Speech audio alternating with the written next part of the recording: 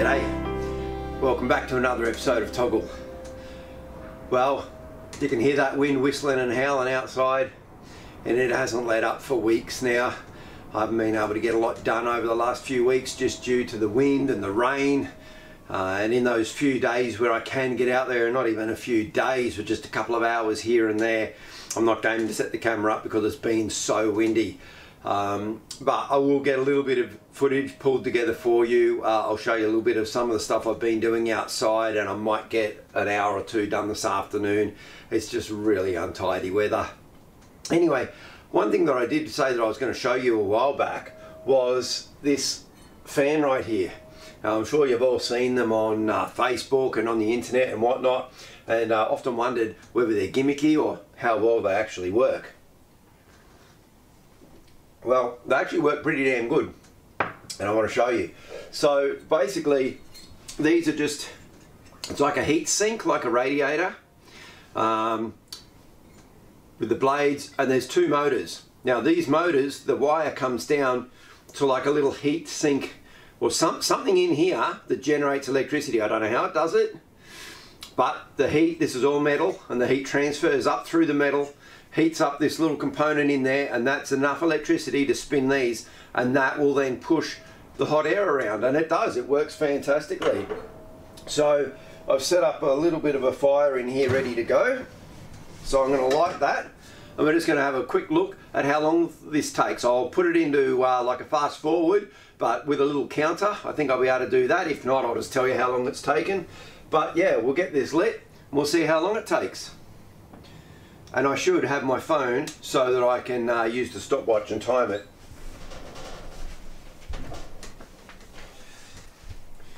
Okay, so we'll get the stopwatch ready and we'll have a look. All right. It's normally just a few minutes. Stopwatch.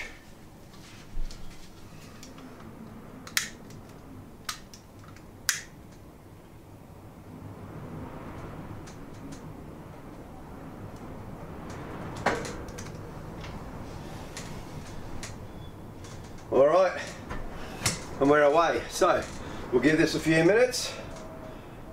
We'll see when these start to spin.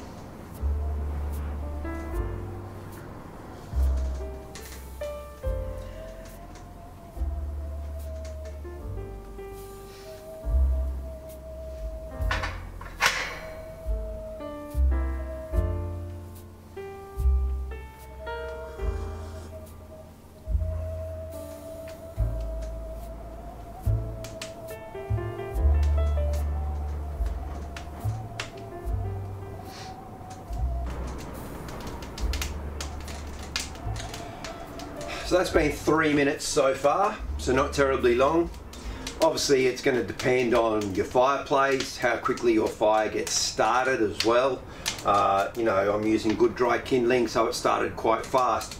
Basically it needs to generate enough heat to, she just started to turn then, it needs to generate enough heat to heat this plate and then get the heat of the plate to start generating up through. So it's trying to turn.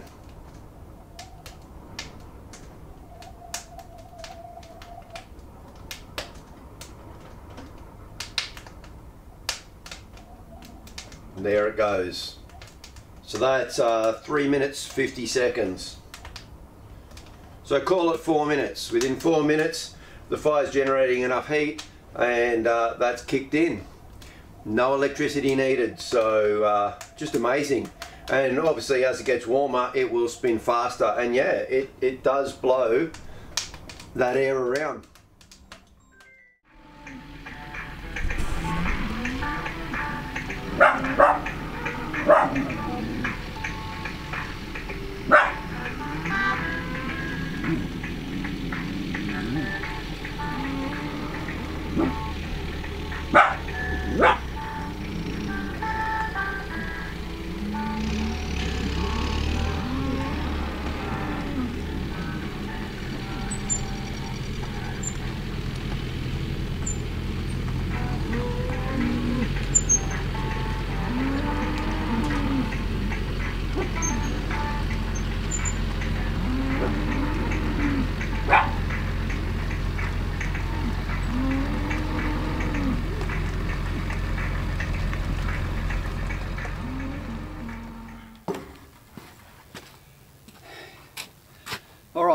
we left off the other day with having these two walls up, and I just put these cross braces in to hold them and just threw that on as well just to make it a bit steadier until I get some braces in there. But what I want to do first up is this afternoon I'm going to put a beam from that corner to that corner, and I'm also going to put one across the back here as well from corner to corner, so that I can put one more beam that runs right down the center. Now this is 2 meters wide and it's 3 meters long. Now I've picked up 3 sheets of like a particle board, plyboard type thing. It's old packing slips, get them pretty cheap. They're 1200 by 2400, which means 3 of those will run down here beautifully. Actually 2.5 of them will cover this, and that's why I want that center beam in, so that I can run the 3 sheets across. Then I'll put the insulation paper on top of that, and then the tin on top of that, and that'll at least get a roof over everything. Then it won't take much to finish off these walls. I'll probably pop a window or 2 in, get a bit of tin on there just to close it in a little bit. That'll be good, because then I can finish off a bit of pipe work from the pump here. I can get the washing machine set up because we've got the power right there, so that's good. We'll get the washing machine going, and I've also bought a macerator, and I'll explain where that's going to go and what that's going to do for those people who have no idea what a macerator is. I'll explain that a little later on when I get onto it. So, but right now I've got to get these beams measured up, cut, screwed in, and get this top one on. That's the job for today.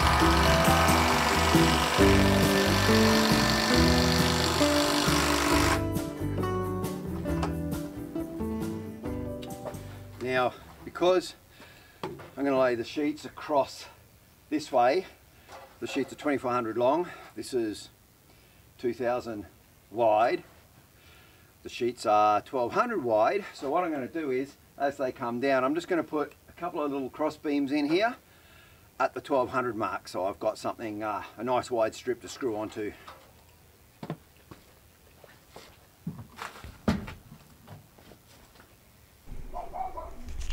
Okay, all the beams and battens are in, and we are ready to put a couple of sheets up.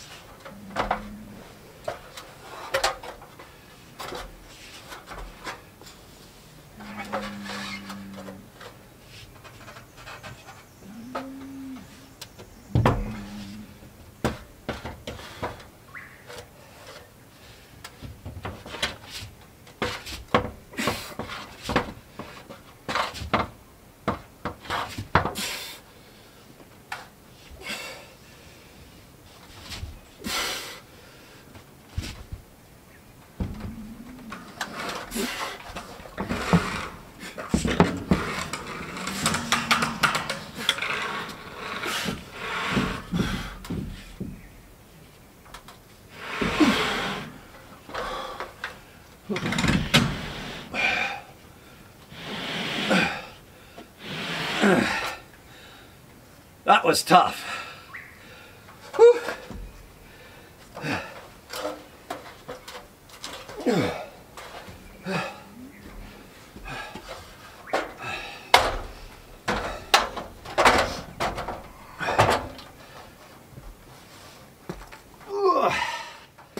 Whoa.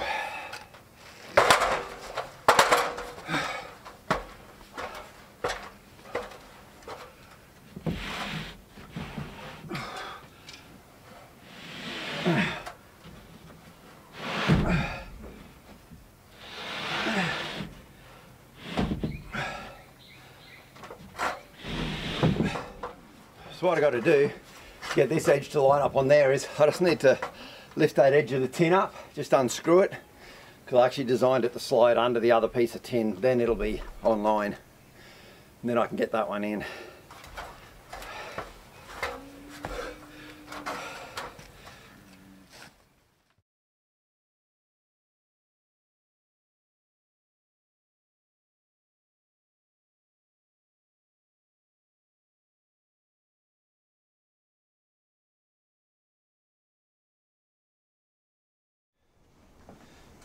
Okay, so the other task which I thought I'd get done inside near the fire, which is going low but it will catch up again soon, is I have been working on a little letterbox for us. So it's actually made out of blackwood and then just some of the mini corrugated iron for the roof and a little door. So one of my friends helped me out with this, just getting the roof sorted out and whatnot, but I need to varnish this. Well, not so much varnish it, I'm actually going to put like a, it's called Aquadeck, so it's an outdoor oil used for decking, but it'll be really good for the timber here. So I need to get a couple of coats on this because we still don't have our letterbox down on the front of the road yet, and we really need to get one down there. So that's what I'm going to get done now, is get that done.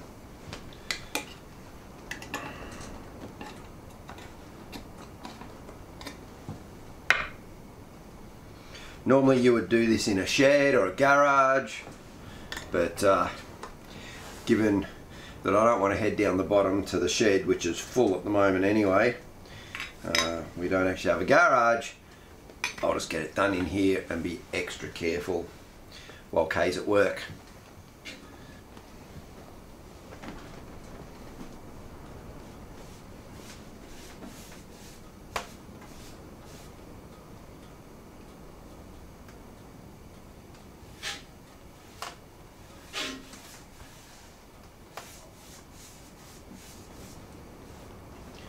Once I've got all the stain on this, or the varnish, oil, whatever we're going to call it, once it's been treated, let's put it that way, then we'll be able to get it put onto a post and put down on the road. So I think probably 3 coats, and they say to wait 2 hours between coats, but at least I can get the first coat on now, and then it can be drying whilst I'm out the back doing a little bit more laundry work.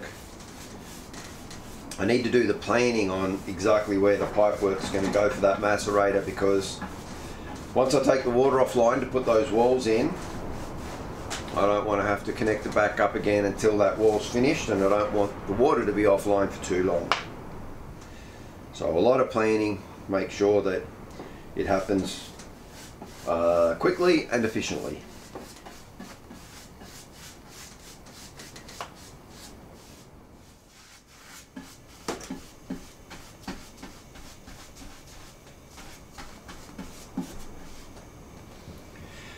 So just finishing up by sitting it on the ground here and painting the bottom of it.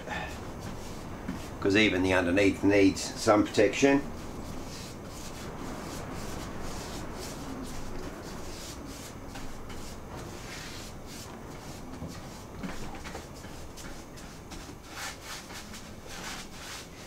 There we go.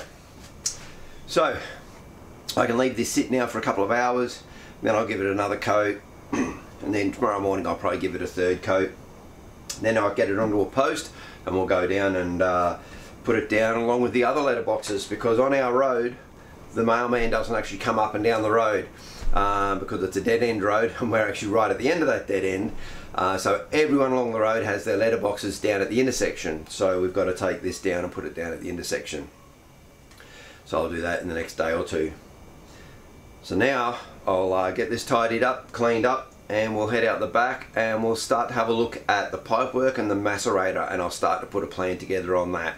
It's probably too late in the day today to start actually pulling that apart and putting the wall in, so we'll just look at the plan. I'll go through what I need to do. It's going to be a shorter video this week, but the weather can't be helped. We're right near the end of September though.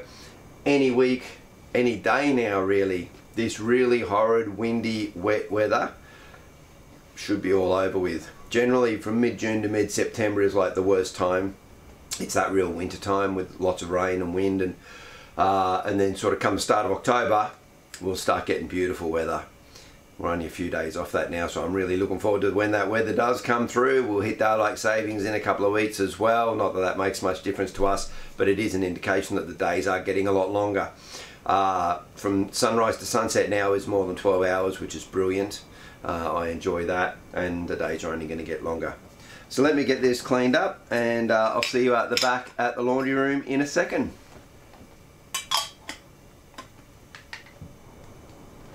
Alright, so here we are inside the laundry with the one side wall that's not complete. So this pump, basically from the water tank over there, the pipe runs along,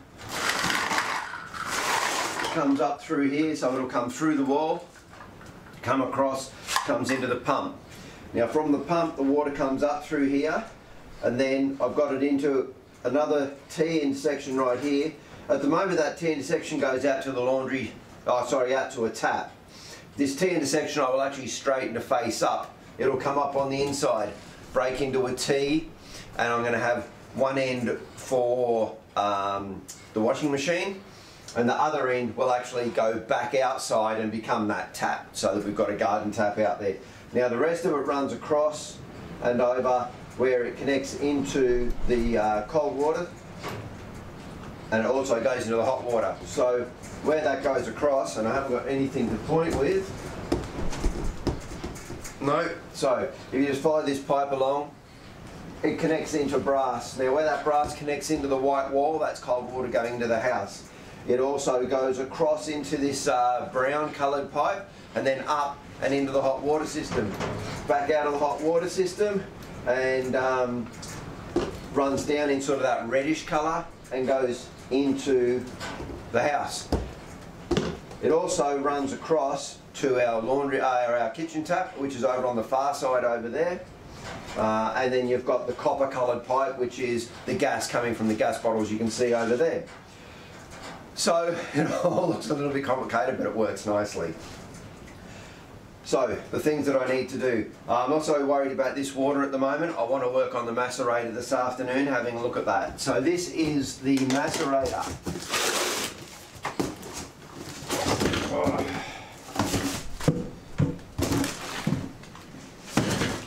So what we basically have here is, this is designed that it could actually sit in behind the toilet if you wanted it to. The toilet could go straight into that, but it's not the way we're going to do it. I'm going to probably move this pump that way slightly, and then this will fit in right there. That 100mm pipe coming down, as I said, I need to put like a 45-degree bend in out there, so that it then comes straight across into here. Then it will go into a 90-degree bend once it comes through the wall, and straight in into here. The only thing this needs is the power, and the power will just plug into the power point right there. So then I've got a couple of different outlets. This outlet is the one that I will use, so it will come out as 40 mil because it's all mulched up, and come out and then go out through the wall, so I'll have a 40 mil hole out there.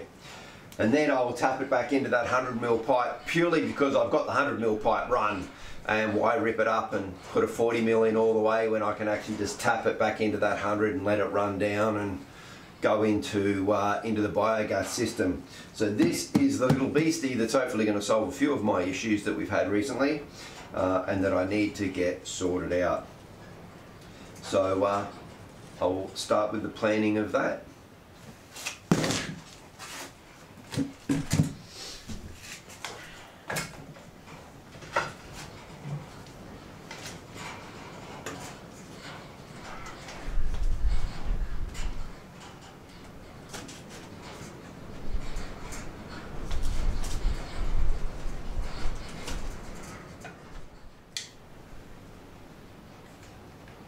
So this is where I'll have to put that 45-degree bend in,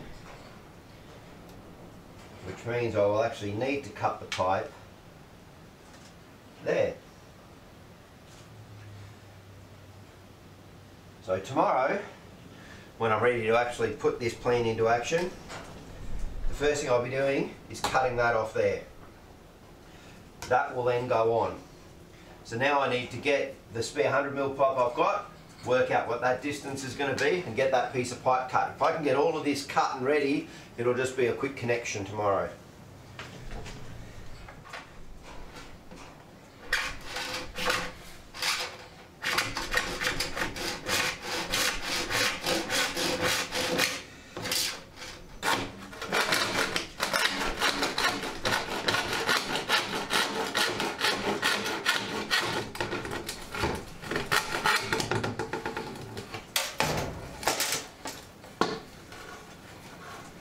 Now, one thing I was told with doing pipe work as well is, if you can, with water it's okay, but avoid using 90-degree bends if you can.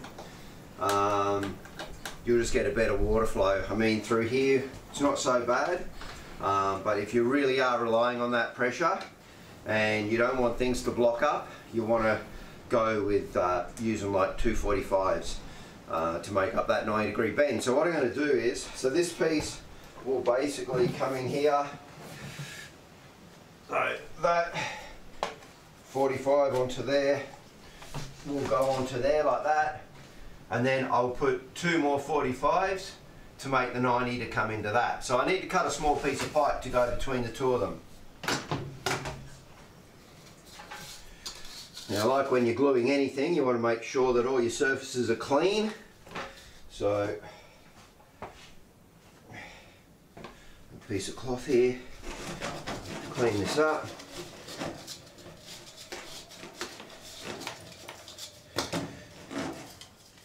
They're still a bit wet, so I just need to dry them off.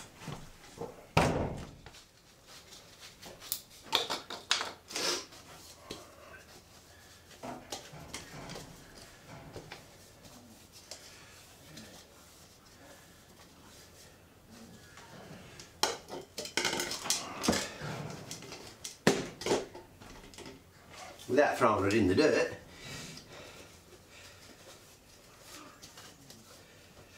Okay.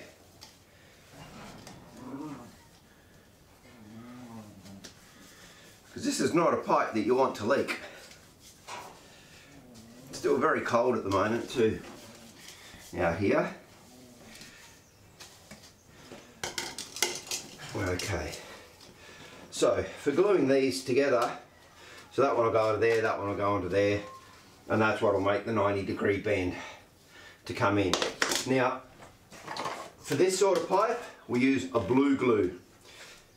It's actually called blue glue. That's special plumber's pipe glue. We need to paint both surfaces. So, we'll paint there.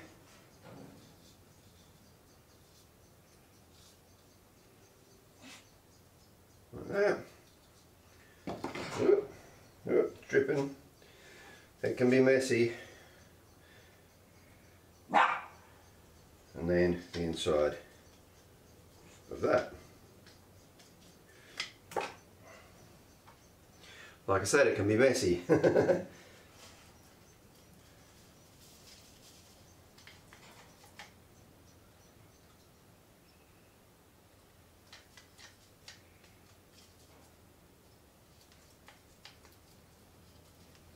Okay, got to make sure that you've got a really good coverage in there,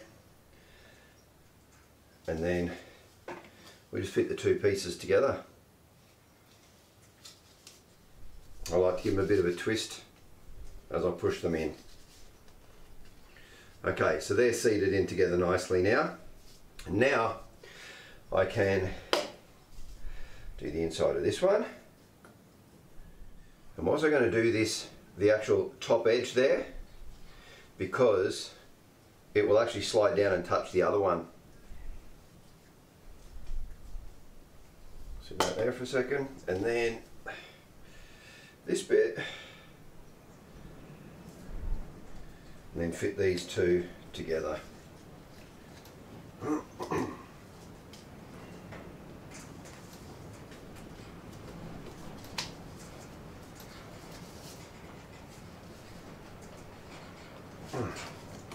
And make sure that they are straight before it sets. Mind you, if you're cutting across different angles and coming around in a bit of an arc, I mean, you can set these to whichever angle you want, but I need them to be basically straight, because then this one goes onto the end here,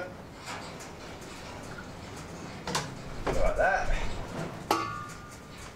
and then it will go into the macerator when the macerator's over here where that pump is, and that end will be up here. So that's looking like this pipe's too long at the moment because I didn't do a 90, so it's not coming out here, it's coming out further, so I'll need to shorten this pipe down, but that's okay. I always over measure things so I can cut them back a little bit. You don't want to be too short, it's a lot harder to add stuff on, so that's okay. When I get that into place tomorrow, I can remeasure this, trim that back a bit, get that into place. What I will do though, is I will glue that end on, because I'll chop off this end.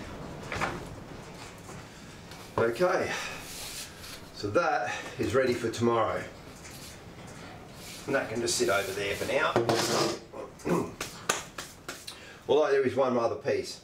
I do need to cut another very short piece of the pipe, the 100mm pipe, that will go from that end into the macerator. So I just want that extra little bit of pipe to go into there.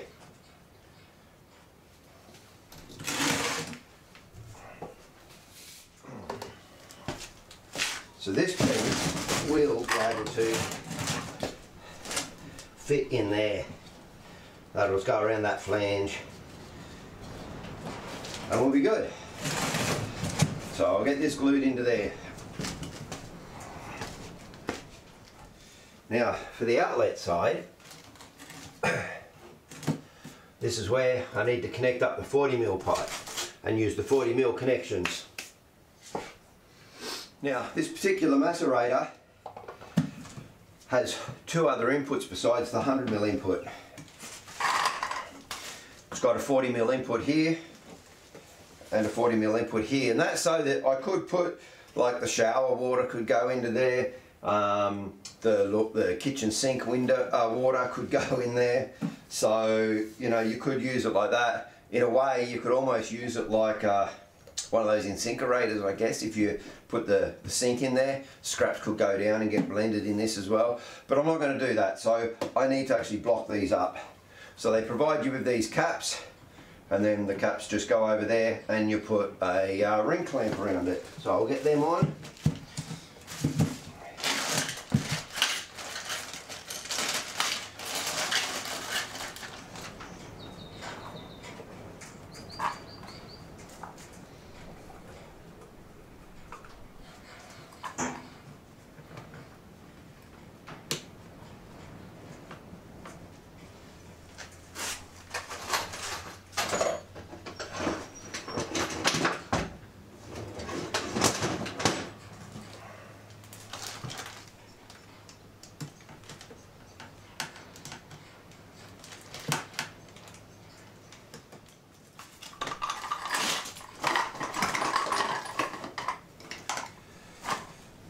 that's the piece I'm going to use to outside to go back from the 40mm into the 100. Now I've got several elbows to get it to come all the way up through to here, and then I just need to, I'm pretty sure, yeah, my 40mm pipe will go straight into that.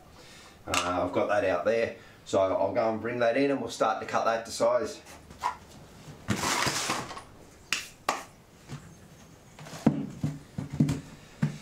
Now this is going to be a bit further back, so I need to make sure I've got enough pipe to go out around from where I need it to be. So what I might actually do is, this is going to go almost straight into a 45 and go out straight out over here, because this will be moved down. So I want to get 2 of these joined up.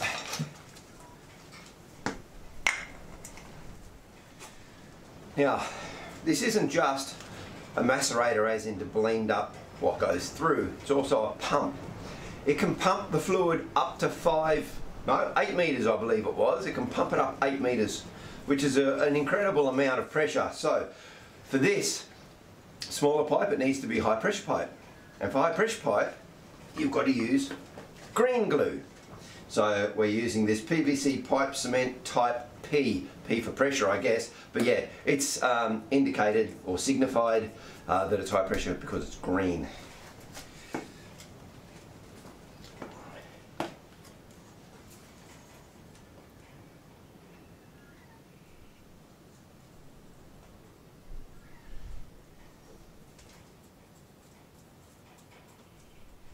Now, initially it was trying to force itself back out. I find that unusual. It was pushing back out like there was air pressure behind it, but it's hollow all the way through, so I'm not sure how it thought it was doing that. I don't think it's tapered or anything, so, but it seems to have stuck there now. It bonds pretty quickly. Alright, need to get the other piece on now, the other end, because as I said, this is going to go in here so that it goes straight out the wall. As I said, it does bond pretty damn fast too, so you got to make sure it's pretty much lined up where you want it to be when you push it together. That should be great now. Now, what I do need is another little piece of pipe just to glue in there, kind of like what I did on the 100mm, so that the little bit of pipe will go into that. I'll sit that there for the moment.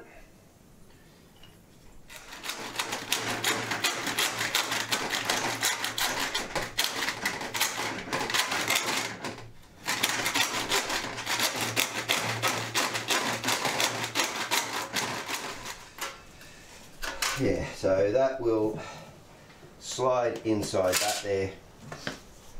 Just need to talk to it gently, or give it a stern talking to. And then I'll put a ring clamp around that.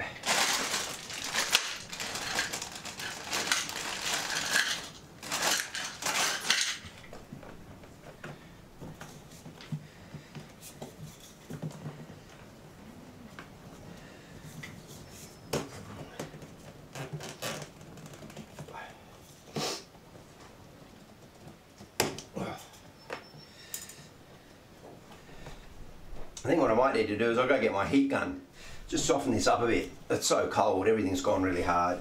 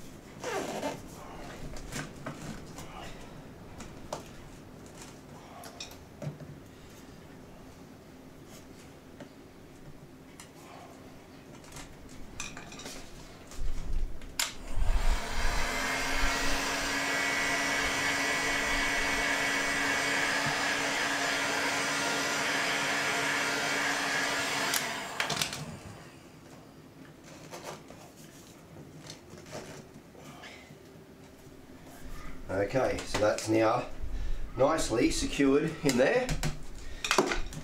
And then I can glue this on to there. And when it gets moved into place, I'll know where to put the hole through the wall.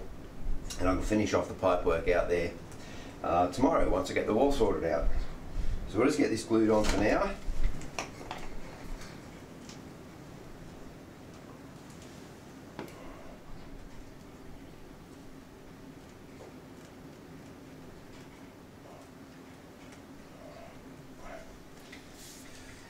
Okay, so that's that. Now, as I said, I really don't want to do too much more out there until this is in position. And to get this into position means moving this, which means turning the water off. That's a job where I really want to have a lot of hours ahead of me. So I think I'll start that one tomorrow. So now I'm just going to head back inside. I'll get another coat of paint on that letterbox and get that down. Next week we will have all of this put in. So next week you'll get to see me put this in, get this all sorted out, get the wall fitted, and actually get this sealed off. I'll get the washing machine put into place. It's going to be fantastic. Cannot wait until that's sorted out. I might even film us putting the letterbox down. We'll see. But anyway, basically next week's video is going to be about this. So again, thanks very much for watching. I do appreciate it.